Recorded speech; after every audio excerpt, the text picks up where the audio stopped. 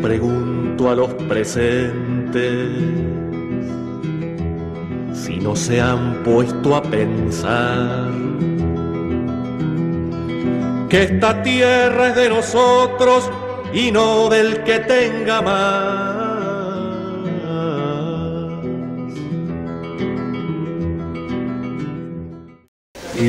Tenemos poco tiempo para exponer este tema que es bastante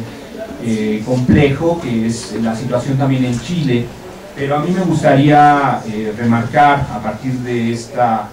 emblemática organización que se llama Coordinador Arauco Mayeco, entender primero a partir de un marco general que también hemos estado investigando, como pudieron escuchar ustedes, sobre las luchas socioambientales, en el sentido de que nuestra reflexión y nuestra investigación particular de esta organización se enmarca en la idea y en la hipótesis que compartimos con Víctor Toledo Yascaqueo, que es también un intelectual mapuche, en la idea de que el movimiento indígena ha cerrado su fase de ascenso en reivindicación por la autonomía, por la plurinacionalidad o por la pluriculturalidad, es decir, la gran etapa representada entre 92 y hasta 2005, o 94 si se quiere con el levantamiento zapatista, y hasta 2005 pone un cierto cierre de etapa. Habría cerrado una etapa ascendente, una fase, un ciclo de movilización que estaría representado en buena parte del continente y en buena parte de la región por el movimiento indígena. Se cerraría esencialmente con la, digamos, nueva iniciativa zapatista que reordena su prioridad hacia la otra campaña en 2006, se cerraría con el advenimiento del gobierno de Evo Morales, se cerraría también con la pérdida de la hegemonía y la conducción de la CONAIE en Ecuador hacia el proceso de Rafael Correa. En fin, todos los procesos emblemáticos indígenas que representaron en la década de los 90 la demanda de plurinacionalidad o pluriculturalidad, dependiendo del caso, siendo la columna vertebral de los movimientos sociales, se había cerrado para entrar en una fase de resistencia esencialmente etnoterritorial, en defensa de los bienes y los recursos naturales, también en medida de que el modelo extractivista se ha acelerado en la última década, avanzando hacia territorios indígenas. Esto no es nuevo, pero sí su intensidad, su complejidad y su incluso compulsividad destructiva y expoliadora sí se ha acelerado en la última década. Entonces, a partir de eso es importante mencionar que el movimiento indígena en Chile, representado esencialmente por el movimiento mapuche, que es la etnia más mayoritaria en ese país, hay que recordar que está enmarcado también en una secuencia del modelo económico que es agroexportador y que su forma, igual que en todo el continente, por eso incluso preguntaba hace rato cómo lo estaban viendo en el resto de los países, porque en Chile quizá si hay respuestas de los movimientos campesinos, vecinales y esencialmente indígenas al modelo extractivista, en Chile la compulsividad y la aceleración del modelo extractivista ha provocado una reacción impresionante de las comunidades mapuche.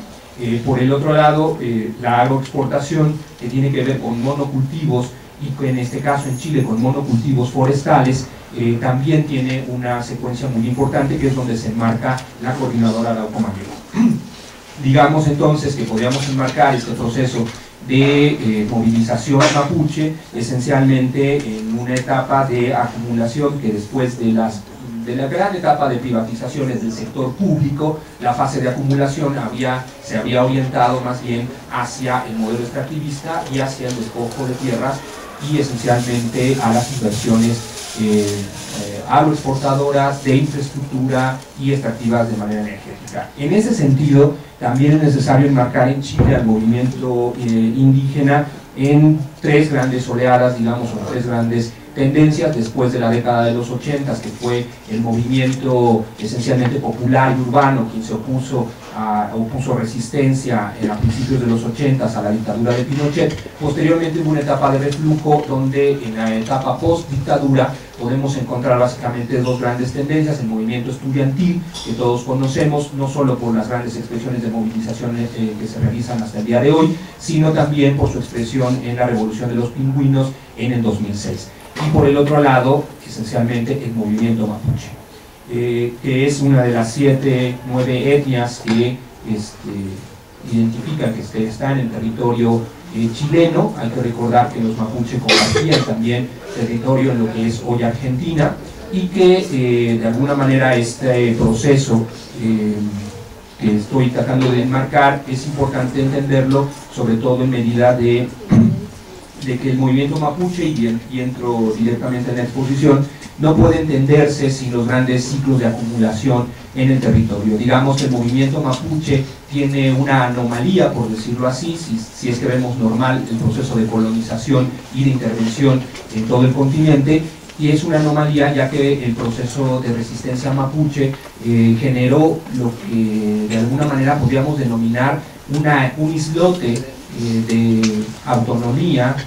desde la conquista hasta ya bien entrado el siglo XIX, hasta 1883, y esto identifica mucho al territorio que se consideró como la nación mapuche, claro, prestado el término occidental, pero en una franja de territorio chileno que vivió hasta casi finales del siglo XIX el control territorial, la soberanía territorial de un pueblo que se organizaba no estatalmente, sino a la manera de los pueblos originarios. Esto es de alguna manera poco conocido en todo el continente, porque prácticamente tendríamos que el proceso de invasión, conquista y avance se desarrollaría ya en la etapa independiente chilena, a diferencia del resto de los procesos coloniales, normales, por decirlo así, que se vivieron en el resto del continente. No me detengo mucho en esto porque queremos revisar esencialmente qué ha pasado con el movimiento mapuche en las últimas décadas, pero es indispensable reconocer que el avance a partir del siglo XIX ha tenido 3 o 4 grandes ejes que están ustedes viendo en sus pantallas. Yo lo denomino acumulación por desposesión, tomando el término de David Harvey, es decir, una desposesión de tierras, que esto hasta hoy, más de 100 años después, es el eje fundamental de lucha de las comunidades mapuche. La acumulación por desposesión en esta etapa que ustedes están viendo en las pantallas, es esencialmente el origen de los conflictos etnonacionales y etnoterritoriales de las comunidades mapuche frente al Estado chileno. Sin embargo, una vez invadidas las tierras y despojadas de sus tierras las comunidades mapuche, en un modelo de segregación muy similar al modelo reduccional digamos estadounidense, ¿no?, de las reservaciones, este sería el equivalente, por decirlo así, hay una acumulación por colonización agrícola. Se despoja primero a las comunidades de su territorio para luego impulsar una expansión agroterritorial muy intensiva de monocultivo que deteriora las tierras. Esto es importante porque este era un proyecto económico, no solo era un proceso de desarrollo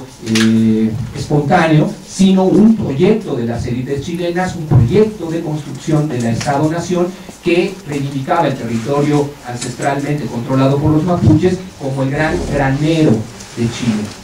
como el gran territorio vacío para ellos, para los chilenos, pero que no estaba vacío, estaba lleno y poblado por las comunidades. Esta expansión agroterritorial será importante de entenderla porque provocará un avance sobre los bosques, es decir, cada vez mayor cantidad de monocultivo de trigo, despojando cada vez de más tierras a las comunidades, y una intensificación del deterioro y agotamiento de las tierras, lo que provocará a su vez un nuevo ciclo de acumulación, es decir, una vez devastadas las tierras y devastados buenas partes de los bosques, se requerirá entonces un modelo de reactivación económica que impulsará la dictadura, que será esencialmente un modelo agroforestal. Es decir, pensar que la reforestación industrial de monocultivos de pino y de eucaliptos es el mecanismo para reactivar toda la economía de la zona, insisto, esta zona que anteriormente era nación mapuche, pero que el territorio araucano son la 8ª, la 9ª y la 10ª región. Esto es importante para entender, no me detengo en los detalles de cómo funcionó el Estado chileno en toda esta etapa, pero estos ciclos de acumulación pueden dejar ver que durante 100 años hubo un proceso de desposesión, de agotamiento de tierras en el segundo ciclo, y un tercer ciclo de reorientación y reactivación económica a partir del monocultivo forestal. Esto provocó a partir de 1997 un ascenso de la movilización mapuche en su conjunto. Hay un parteaguas en una de las comunidades cercanas a Temuco, perdón, en el sentido de que aparecen simplemente una mañana, y con eso simbólicamente inicia un proceso de ascenso de movilización. Aparecen quemados 3 camiones de las forestales en territorio mapuche. Esto generaría una bifurcación de lo que se había mantenido durante la primera parte de los 90 del movimiento mapuche, que ya había, en sintonía con el movimiento indígena de todo el continente,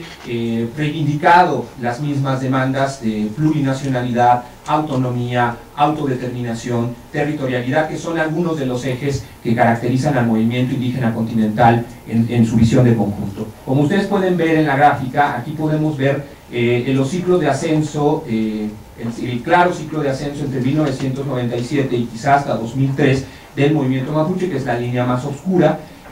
pero también cómo van aumentando los hechos represivos.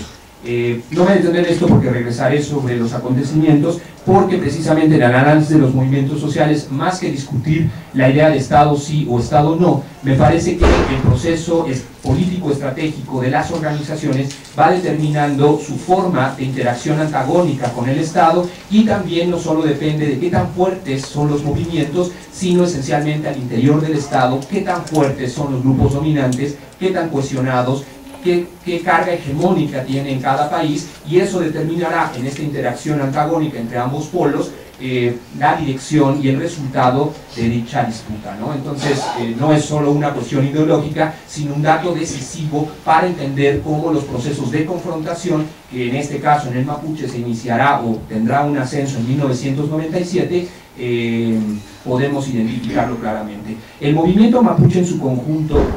no puede, es una playa de procesos, es decir, es difícil identificar, a diferencia, por ejemplo, en Ecuador con la CONAIE, o a diferencia del proceso, por ejemplo, boliviano, donde claramente podemos ver un protagonismo en el Alto, o por supuesto en México con el movimiento zapatista y el Congreso Nacional Indígena. No podemos encontrar en el movimiento mapuche ciertamente una convergencia de comunidades o de procesos que identifique claramente al movimiento mapuche. Sin embargo, por algunas características que mencionaré, la radicalidad, por su forma de acción colectiva, por su forma ideológica, no tanto por su masividad, la coordinadora Arauco Malleco destaca en esta fase ascendente, porque son los que, y explicaría brevemente el cuadro que están ustedes viendo, he tratado de identificar las distintas tendencias, agrupaciones y formas de acción colectiva que van de las reivindicaciones etnoculturales, es decir, la reivindicación simplemente de reconformarse como cultura dentro del Estado chileno. Esta es una diferencia importante, es decir, hay grupos que identifican esto como demanda, hacia una radicalidad en una demanda etnonacional, es decir, la rearticulación como pueblos con sus propios sistemas de gobierno, con control territorial y con derechos territoriales sobre esas franjas ancestrales. Entonces, es digamos, el eje, uno de los ejes que puede identificar esta radicalidad, que es generalmente como los académicos lo identifican. Sin embargo, me parece insuficiente, a partir de las investigaciones que hacen académicos chilenos, identificar al movimiento solo por su horizonte emancipatorio o por su tipo de demanda. Su forma de organización y el tipo de acción colectiva me parecen determinantes en identificar y clasificar muy de manera limitada, pero alguna clasificación para darnos idea del movimiento mapuche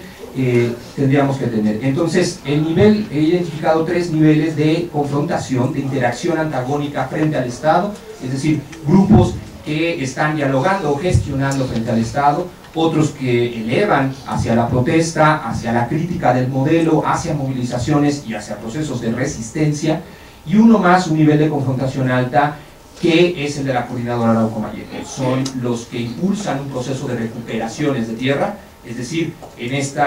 reivindicando, recuerdan el primer ciclo que mencioné, reivindicando que las tierras pertenecen a los pueblos originarios, recuperan por la fuerza los tierras y territorios que están hoy en manos de corporaciones forestales, por un lado, mayoritariamente, y por el otro lado, por propietarios privados, que la CAM identifica como latifundistas. Habría que ver si esto puede entrar en una categoría no ideológica, pero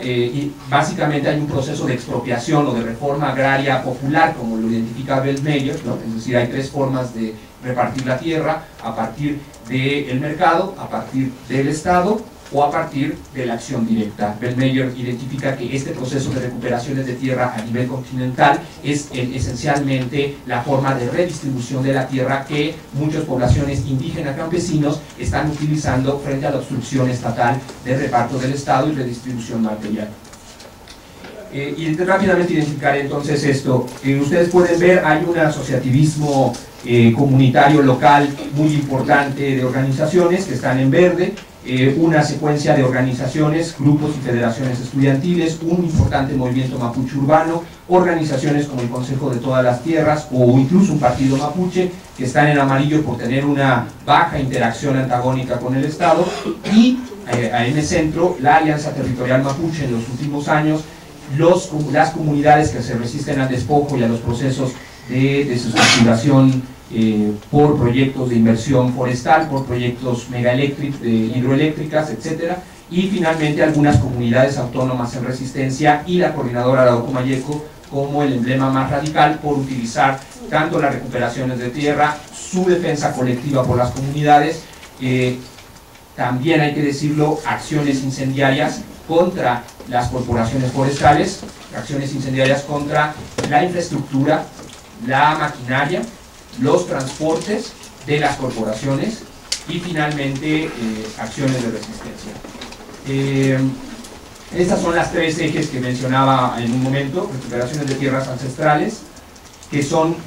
reconversiones y recuperaciones productivas, es decir, la Coordinadora Arauco Mayeco recupera la tierra para volverlas productivas, para regresar a la economía de autoconsumo de las comunidades, quitándose de las forestales para la producción industrial y haciendo las suyas para la producción comunitaria.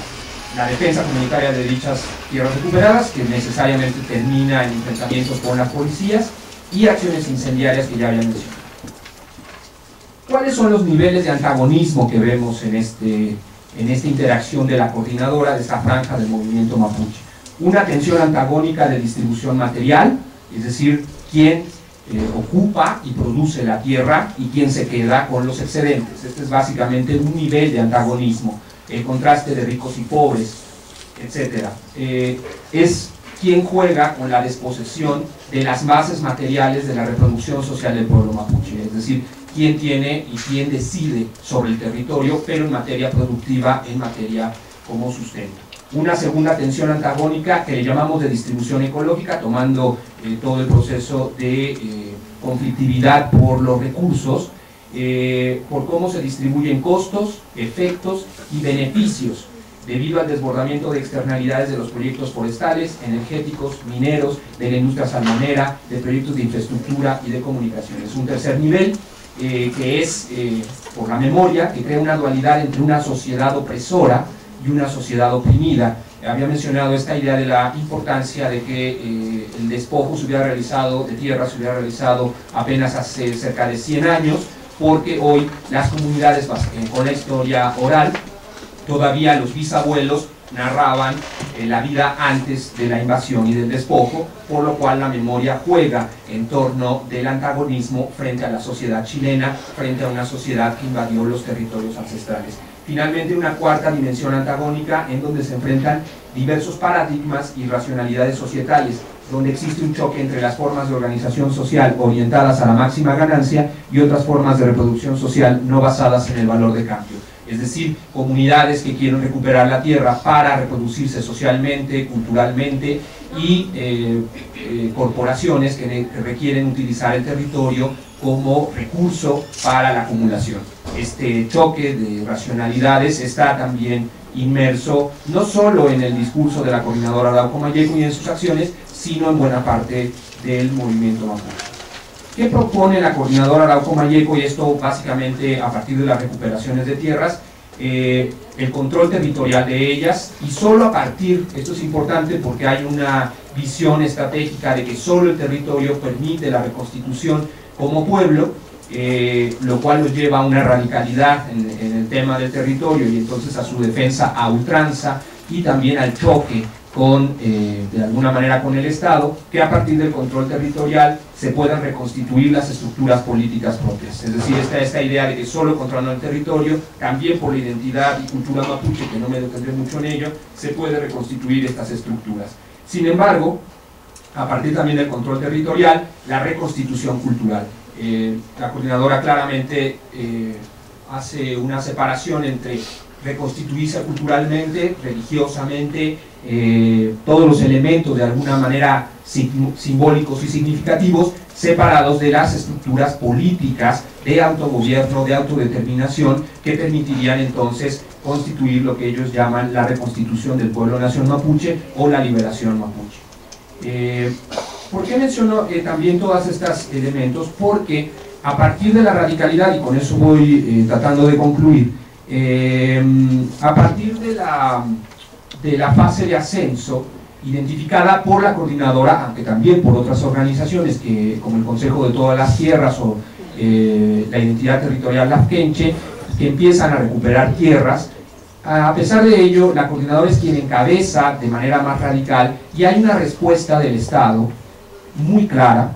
en la que hay un consenso también, digamos, académico, en el sentido de la vieja idea de que el Estado tiene las dos grandes formas de respuesta frente a los movimientos sociales, y también de que el Estado chileno ha logrado, después de la dictadura, un enorme consenso del modelo económico entre la concertación y la derecha que hoy gobierna, en políticas extractivistas pero también represivas, que hoy son prácticamente un juego de espejos. Es decir, la izquierda y la derecha estarían de acuerdo sustantivamente en los elementos de reproducción nacional, en los elementos del modelo económico, en los elementos de gobernabilidad, que lo que vemos en Chile es una unidad de la clase dominante, de la clase gobernante, frente a una dispersión. Si ustedes veían el esquema del movimiento mapuche, podíamos ver claramente múltiples expresiones. Por eso mencionaba la importancia de la unidad al interior del Estado, de las clases dominantes y también de las clases económicas alrededor de la clase gobernante. Este fase de ascenso que se vivió entre 1997 y 2003 empezó a reducirse esencialmente, por un lado, por una política represiva. Si quieren regresamos bastante y con eso concluimos. Si ustedes pueden ver, en el extremo superior derecho se encuentra la coordinadora. Es básicamente la organización que recibió una respuesta represiva radical. Las que están en un rojo menor han recibido una respuesta del Estado de contención, mientras que las que están en amarillo y verde han recibido una respuesta de colaboración y de gestión de recursos. Es decir, el Estado ha tratado incesantemente de desarticular las expresiones radicales y de ejercer controles a través de recursos económicos de las organizaciones que sí colaboran con el Estado. A esta gráfica, que no es mía, sino de Víctor Toledo Yancaqueo, representa esta estrategia. Si ustedes pueden ver, además del ascenso de las movilizaciones, que se representa por la línea con puntos, que ahí podemos ver los grandes ciclos al menos hasta 2005, y sin embargo vemos también cómo a partir de que la movilización asciende, los recursos, que es la otra línea, ascienden cada vez más. Es decir, los recursos, por ejemplo,